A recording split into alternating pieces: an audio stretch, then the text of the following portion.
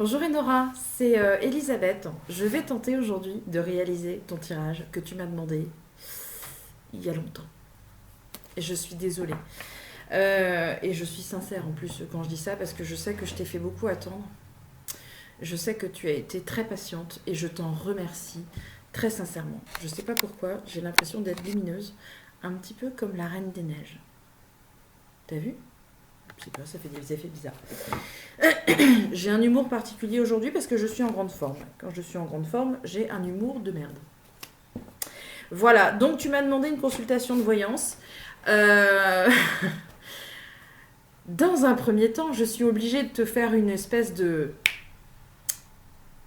Comment on appelle ça? Une note, tu vois, pour te souvenir que la voyance, c'est pas du tout une science exacte, on est bien d'accord. Hein, et j'insiste, et j'insiste, et j'insiste. Ce n'est pas parce qu'on consulte une voyante qu'elle va solutionner tous les problèmes du consultant. Donc de toi, en l'occurrence. Et j'insiste sur ce point parce que j'ai eu hier une personne qui pensait que j'allais solutionner absolument tous les problèmes de sa vie parce qu'elle m'avait demandé une voyance. Non. Non. La voyante, c'est pas une fée clochette. Ce n'est pas moi qui vais venir solutionner tous les problèmes de votre vie. Ça, c'est Joséphine, ange gardien, ou alors la fée clochette. Mais j'ai rien de Joséphine, ange gardien, je suis beaucoup trop grand. Et en plus, je suis brune. Et par contre, la fée clochette, je n'ai pas de tutu. Bon, c'est vrai que j'aurais plus le profil de Joséphine Ange Gardien que de la fée clochette, on est bien d'accord. Mais je suis désolée, mes compétences sont quand même limitées. Et moi, je suis juste là pour donner des conseils, mais je ne suis pas là pour faire les choses à votre place. Exemple, si jamais une personne vient me voir en me disant Elisabeth, je suis au chômage, j'aimerais trouver du travail, quand est-ce que je vais trouver du travail? Je vais lui dire à partir du mois de avril, admettons, il y a quelque chose qui va se débloquer à ce moment-là, il faut absolument que tu restes en mouvement à ce moment-là. C'est pas moi qui vais aller rédiger ses CV et c'est pas moi qui vais aller postuler à sa place pour qu'il trouve du travail. Chacun reste à la bonne place. Je pensais que c'était clair, mais visiblement, non. Donc j'insiste. D'accord? C'est hallucinant de voir comme aujourd'hui, les gens aimeraient qu'on solutionne tous leurs problèmes à leur place. Non. Non. C'est pas possible. Chacun reste le bâtisseur de sa vie. Ton libre arbitre, Enora, te fera prendre des décisions que tu juges être les bonnes sur l'instant. Si je te dis de tourner à droite au prochain carrefour et que tu m'écoutes pas, que tu fais 4 tours du rond-point et que tu prends à gauche, c'est toi qui as décidé de prendre à gauche, c'est pas moi. Je ne pilote pas la voiture. D'accord? Expliqué comme ça, je trouve que c'est simple, mais apparemment c'est pas simple pour tout le monde. Ok, donc ceci étant dit, j'ai reçu ta photo, tu m'as donné aucune information, donc un peu tendu, un peu dangereux. C'est très compliqué hein, cet exercice de faire une voyance seule de mon côté sans avoir ton retour instantané. Parce que comme je le dis à chaque fois, je peux me tromper, ça c'est sûr. Si je me trompe, j'en suis désolée. Si, ça arrive, des fois je me trompe, je suis comme tout le monde, et je me tromperai encore, il n'y a pas de souci. Mais voilà, c'est compliqué de faire une voyance comme ça et de ne pas savoir très exactement où je mets les pieds. Donc c'est possible que je me trompe, Enora, et si je me trompe, j'en suis désolée. Mais c'est sur l'instant ce que moi j'ai réussi à interpréter par rapport à ce qu'on m'a dit, par rapport à ce qu'on me montre, et par rapport aux cartes qui ressortent dans ta voyance. À la réception de ta photo, puisque tu m'as envoyé une photo où tu es seule, je pense, mais je peux me tromper, je pense que tu prends beaucoup sur toi, beaucoup trop sur toi, et que c'est compliqué. Pourquoi je dis ça? Je pense que tu as une histoire de vie qui est assez compliquée. Et je pense que tu as eu des épreuves, là, tu as eu une accumulation d'épreuves dernièrement qui a été très compliquée à vivre. C'est comme si tu devais gérer plein de choses toute seule, mais tu t'imposes aussi. Tu vois, la contrainte, on parle de contrainte. Tu te mets toujours des contraintes sur toi. Je sais pas pourquoi tu fais ça. Très souvent, c'est parce qu'on reproduit ce qu'on a vécu dans notre enfance. Bien sûr, ça c'est toujours déterminant pour la suite. Mais ce que je veux dire, c'est que c'est comme si tu te mettais au service de tout le monde tout le temps, perpétuellement. Et du coup, tu t'assommes de responsabilités, de charges, et t'en redemandes, et t'en redemandes. Tu vois, t'es toujours à aider les autres, t'es toujours à te faire mal, à te sacrifier pour les autres. Et tu te fais passer, je dirais même pas au dernier plan, parce qu'une fois que tu as réussi à tout gérer, tu es tellement épuisé que tu t'effondres. Donc, je comprends pas bien pourquoi tu t'imposes cette espèce de... Tu vois, tu te prives de plein de choses. Ça, c'est des messages qu'on me donne. Hein. Ouais, je reçois des messages. Euh, mais il va falloir que tu comprennes pourquoi tu fais ça. Le comportement peut changer, mais il faut que tu comprennes pourquoi tu le fais. D'accord? Moi, je m'attarde beaucoup à ce qui se passe, mais pourquoi ça se passe? C'est pas le tout de faire un constat, mais il faut que toi, tu te fasses... Quand je dis, souvent, je dis ça aux gens, faites un travail sur vous, ben, c'est pour comprendre ce qui se passe chez vous. Si tu adoptes ce comportement-là par rapport aux autres, il y a forcément une raison. À la base, à la racine du problème, il y a forcément une raison qui fait que tu agis comme ça. On n'agit pas comme ça par hasard. Il y a toujours une cause à effet, selon moi. Après, bien sûr, selon les avis et selon les personnes que tu rencontreras, peut-être qu'ils te diront le contraire. Mais moi, je pense que quand on a, par exemple comme toi, là, ce comportement d'être toujours soumise, tu vois, soumise à la volonté de tout le monde, il y a forcément une raison. J'imagine qu'il y a une raison. Alors après, je pense que tu aimes bien t'aimes bien t'occuper des autres parce que tu penses que ça leur fait plaisir. Tu as besoin d'aider les autres parce que à travers eux, je pense que tu t'aides aussi un peu. Mais t'es trop, quoi. T'es dans l'excès. Et il faut comprendre pourquoi. Ça, c'est la première chose qui me vient. J'espère que ça va pas te choquer, hein, ce que je vais te dire. Mais si je suis à côté de la plaque, t'as le droit de me le dire, ok? Alors, ce qu'on me dit, c'est que t'es très très dur avec toi-même, mais t'es sans pitié pour toi. Tu portes ta croix. Hein. Ce qu'on me dit aussi là tout de suite à l'instant, c'est que je pense que tu as perdu quelqu'un, mais il n'y a pas longtemps. Parce qu'on me dit qu'il y a du changement, et puis il y a du changement, et puis il y a du changement, et puis il y a du changement. Ça veut dire que là, tu es dans une phase où c'est presque comme si on te poussait à changer de lieu. Parce que je pense qu'on me dit qu'il y a une séparation. C'est comme si tu te séparais de ton ancienne vie. J'aimerais bien des fois que les messages soient un peu plus clairs, parce que là, franchement, des fois, c'est compliqué quand même.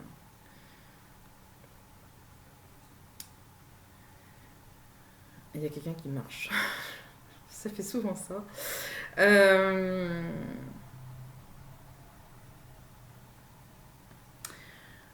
Je pense que il y a eu une coupure, il y a eu une cassure entre toi et quelqu'un d'autre.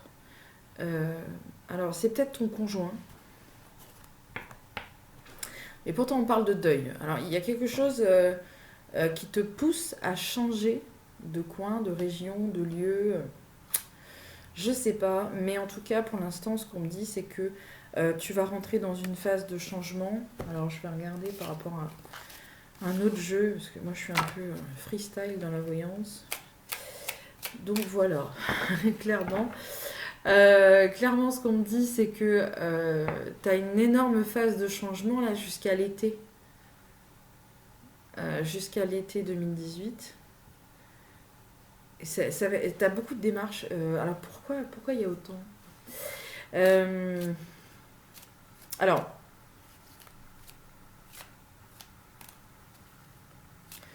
il y a plein de choses qui viennent. Déjà, je pense que on donne le chiffre 3, donc tu dois avoir 3 enfants, mais j'ai l'impression que c'est 2 et 1. Donc ça peut être 2 filles, un garçon, ou 2 garçons, une fille. Ou inverse, tu vas me dire, mais j'ai l'impression que le plus jeune, c'est un garçon, parce que j'ai l'impression que je vois 2 d'abord, et je vois un petit garçon, comme un petit retardataire, il y a une différence d'âge. Et ce petit garçon, il a des soucis de... il a des soucis de... Comment on dit de retard mental. Pas... Elisabeth, retard mental. Vilaine. Non, non, je pense que il a un retard d'apprentissage. Tu vois, il a du mal à saisir. Et je pense que c'est un enfant qui peut aussi avoir des trucs comme ça. Il fait ça. Il est peut-être autiste. Parce que je le vois qui fait ça, qui se balance comme ça. Et j'ai une sensation à la gorge, genre je sais pas ce que ça veut dire. Pas encore. Alors, pour lui, tu t'en fais beaucoup pour cet enfant-là, beaucoup plus que pour les autres. Il y a des démarches aussi pour lui, il y a des examens. Il faut que tu fasses souvent la navette pour aller à des rendez-vous avec lui. Et c'est un enfant qui a vu beaucoup de choses. C'est un enfant qui a été témoin de beaucoup de choses. Je suis sûre que tu vois de quoi je parle.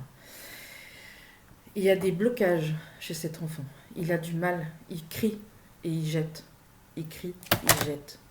Du coup, je jette aussi. Non, mais tu vois ce que je veux dire?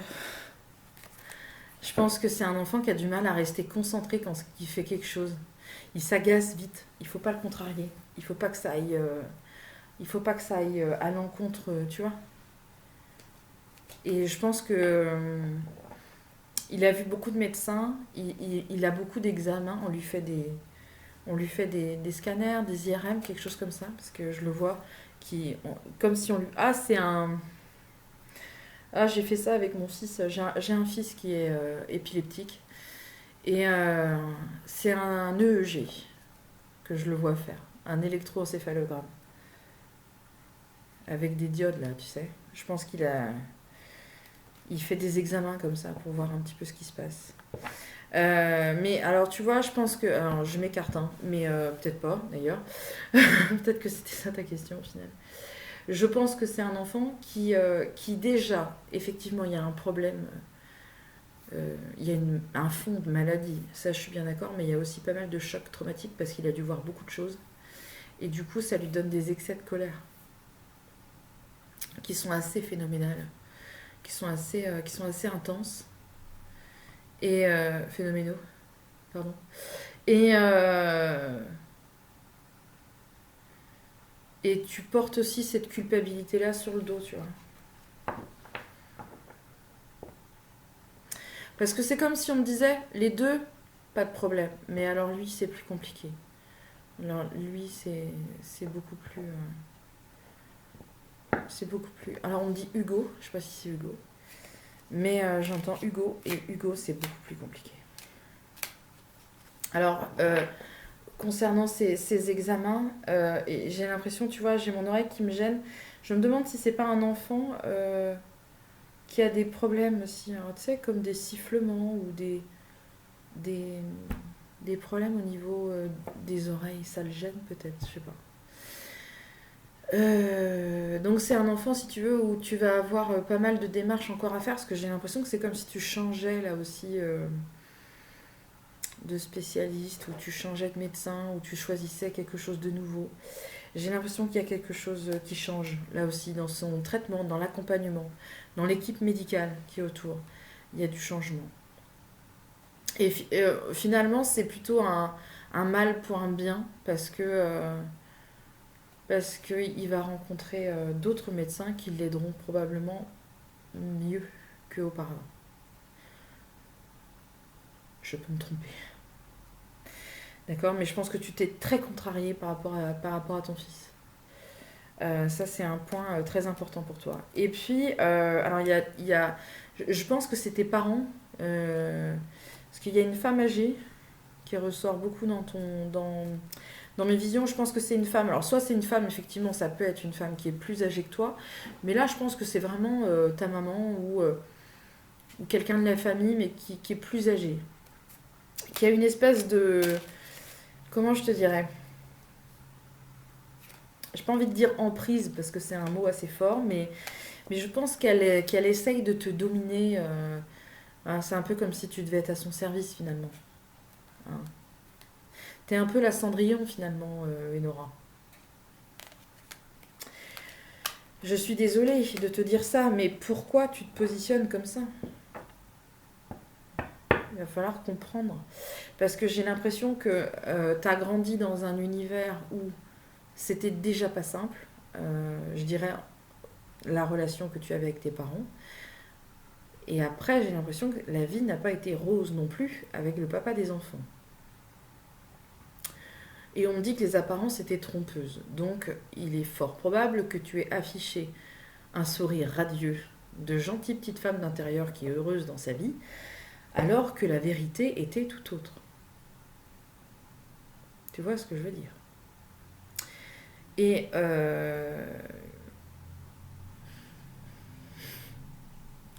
j'aime pas quand je fais des tirages comme ça parce que je sais jamais si ce que je dis, parce que ça va être assez fort ce que je vais dire.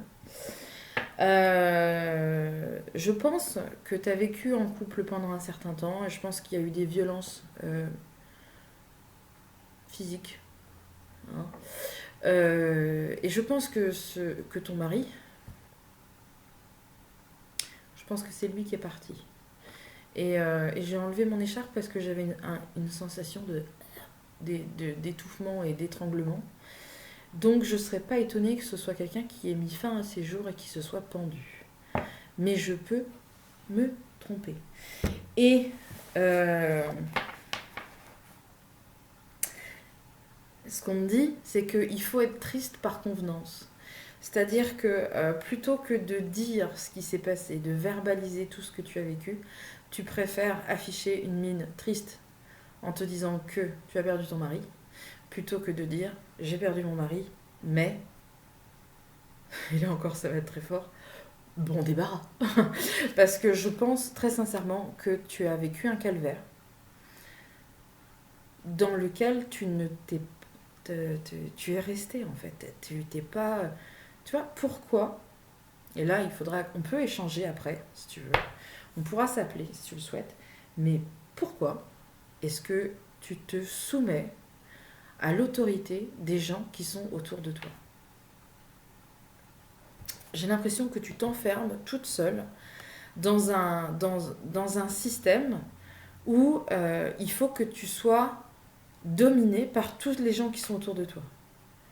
On t'a cassé, c'est ça qu'on me dit, on t'a cassé. Dès le début, on t'a cassé.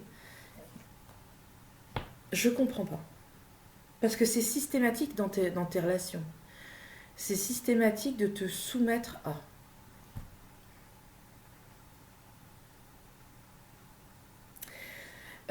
Et je pense que du coup, c'est peut-être pour ça qu'il y a autant de changements, parce que s'il s'est suicidé, ou s'il est parti, ou s'il est... Enfin voilà. C'est peut-être aussi pour ça que tu es obligé de changer. Parce que je te vois, tu bouges là, tu vas pas rester là. Je pense même que c'est en cours. C'est quelque chose qui est en cours. Tu as un déménagement, tu as prévu de bouger, tu vois, il y a beaucoup, beaucoup de changements. Et en même temps, c'est un mal pour un bien, ça aussi. Hein. Parce que je pense que j'ai très, très mal.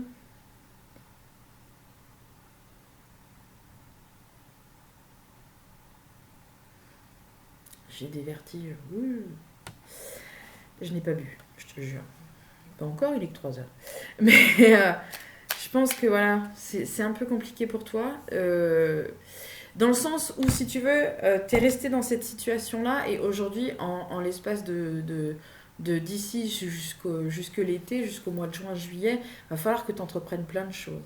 Alors, je pense que tu vas bouger, il y a un déménagement parce que je vois que tu fais des navettes et des cartons et je vois que ça bouge. Tu as une signature aussi, alors peut-être que tu vas laisser l'endroit où tu es, mais je pense que c'est quelque chose, c'est possible que ce soit une signature, peut-être que tu vas vendre une maison ou quelque chose comme ça. Mais une toute petite maison, j'ai l'impression. Et tu vas vendre pour te rapprocher de tes parents. Il y a quelque chose qui est lié aux racines familiales. Donc c'est fort possible que ce soit ça, mais alors je te donne un conseil qui est juste personnel. Hein, te rapproche pas de tes parents pour aller jouer les larbins pour tes parents, quoi. Ne t'inflige pas encore ça. Pitié. Et j'ai l'impression que... Alors, j'ai vraiment l'impression que c'est 2 filles et un garçon que tu as. Et j'ai l'impression que tes deux filles, elles essaient désespérément de te dire, allez maman, fais ci, fais ça, te laisse pas faire, courage, courage, courage, courage. Mais c'est pas suffisant. Tu vois ce que je veux dire? Donc elles ont beau essayer de te dire, rebelle-toi maman, s'il te plaît, rebelle-toi. J'ai pas l'impression que tu réussisses. Alors, je sais que c'est dur, bien sûr, tu vois, et puis t'es pas assez concrète, tu vas pas jusqu'au bout des choses. Tu prends des décisions, paf, tu rechanges le lendemain. Tu commences à faire quelque chose, tu finis pas. T'as envie, tu vas pas jusqu'au bout. Alors du coup, forcément, ce que tu entreprends ne va jamais jusqu'au bout, puisque toi-même, tu vas pas jusqu'au bout des choses. Il faut absolument que tu arrives à te donner des objectifs pour réussir à avancer, sinon ça ne marchera pas.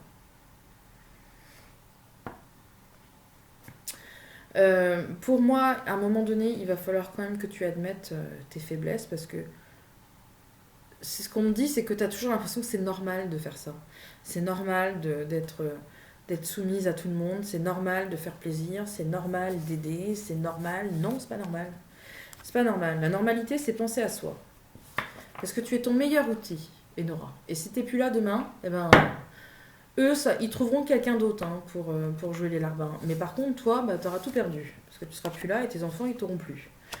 Donc je pense que tu as vraiment besoin d'avoir une prise de conscience en te disant, maintenant, ça suffit. Stop. J'arrête de penser à la terre entière. Je vais d'abord penser à moi, à ce qui me fait plaisir à moi, à ce que j'ai envie de faire moi.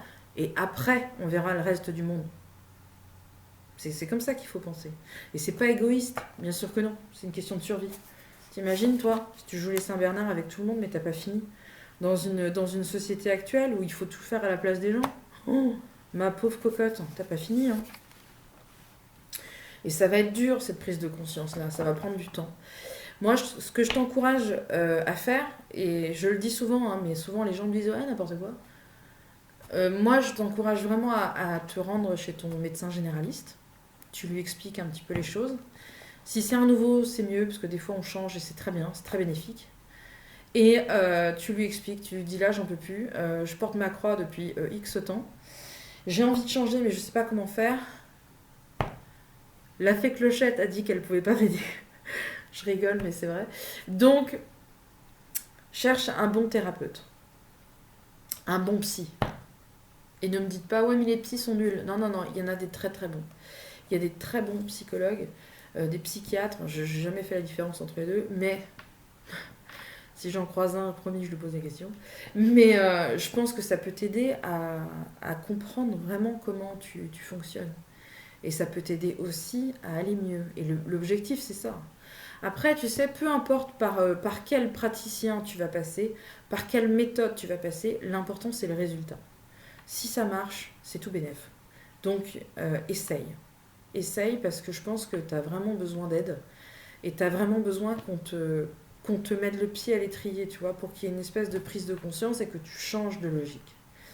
Parce que si tu ne changes pas de logique, eh ben, tu vas repartir à côté chez tes parents, ils vont te remettre le grappin dessus avec une pression, et ben là, tu vas te dire, oui, mais c'est mes parents, donc c'est normal. Tu vois ce que je veux dire? Non, c'est pas normal. Donc pense à toi et pense à tes enfants d'abord, et après le reste du monde. Mais le plus important, c'est toi et tes enfants. Donc pour synthétiser un petit peu ma voyance d'aujourd'hui, je te dirais que tu vas rentrer dans une période qui va être très compliquée, mais en même temps c'est une période qui est obligatoire. Hein, parce que c'est une période libératoire de tout ce qui s'est passé avant. Donc les mois là qui vont venir sont vraiment mis sur ton chemin pour que tu puisses solder les choses, avancer, faire un travail sur toi, prendre soin de toi, te recentrer sur toi, tes enfants, ta vie, tes objectifs, et faire la paix. Tu vois, c'est formidable comme la vie est bien faite. Et tu as plein de papiers à faire parce que tu as quelque chose à vendre, je pense en tout cas. Et puis tu vas bouger, tu vas pas rester là où tu es. Donc tu as pas mal de choses à faire aussi pour les enfants. Pas mal de démarches aussi pour ton petit au niveau médical. Et tu vois, ça c'est les 6 prochains mois. Et tu vas voir qu'après, si tu fais tout ça, hein, si tu fais rien, viens pas me voir au mois d'août en me disant bah, je comprends pas Elisabeth, il n'y a rien qui s'est passé. Si t'as rien fait, il s'est rien passé, on est bien d'accord, c'est logique. Si tu fais tout ça, je pense que ça va être beaucoup plus léger après la rentrée, on va dire. D'accord? Ne te bute pas non plus sur le fait que... comment je te dirais? Fais pas les choses, tu vois, parce que j'ai l'impression que tu risques de rentrer un petit peu en conflit avec les enfants sur des choix que tu voudrais bien faire, mais du coup, tu oses pas, alors tu leur demandes leur approbation. Non, c'est toi qui décides. Si tu as envie d'habiter en campagne, t'habites en campagne. Si tu as envie d'habiter en ville, t'habiteras en ville. C'est toi qui décides. Après, les enfants, eux, ils vont grandir. S'il y en a un qui veut habiter en Bretagne, il ira habiter en Bretagne. S'il y en a un qui veut habiter en Corse, eh ben, il habitera en Corse. Mais pour l'instant, c'est toi qui décides. D'accord? Donc ne te laisse pas envahir. Tu as 3 enfants, tu auras peut-être 3 choix différents. Donc tu vas faire comment? Tu vas prendre 3 maisons? Une quatrième avec tes parents juste à côté? Donc non, tu penses toi et tu penses pas à autre chose. D'accord? Et puis, voilà, je pense sincèrement que si tu fais ça,